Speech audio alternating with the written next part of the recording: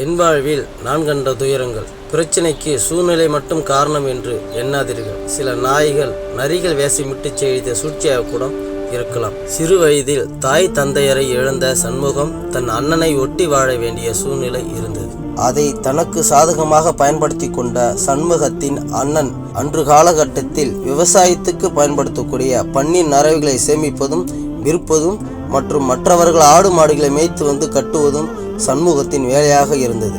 அதிலிருந்து வரக்கூடிய வருமானங்கள் அனைத்தும் சண்முகத்தின் அண்ணன் எடுத்துக்கொள்வார். சண்முகத்தின் அண்ணனும் அண்ணனுடைய மனைவியும் இருவரும் நல்ல உணவுகளை சமைத்து உண்டனர். ஆனால் சண்முகத்திற்கோ உண்ணுவதற்கு உணவும் கிடைக்காது, குடிப்பதற்கு நீரும் கிடைக்காது.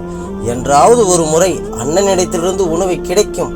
ஒரு பாத்திரத்தில் 2 கையளவு சோற்றை போட்டு திண்ணையில் வைத்து விடுவார்கள். அதில் தொட்டுக்க ஊறுகாயும் இருக்காது, துவையிலும் இருக்காது. ஆடு மாடுகளை மேய்த்துவிட்டு உணவு அருந்தலாம் என்று வீடு திரும்புவார். அங்கு திண்ணையில் ஒரு பாத்திரத்தில் 2 கையளவு மட்டுமே சாதம் இருக்கும். அதுவும் போதுமானதாக இருக்காது. இருந்தாலும் இயன்றெடுத்த தாயை மனதில் நினைத்து கொண்டு அழுதுபடியே அந்த உணவை உண்ணுவார்.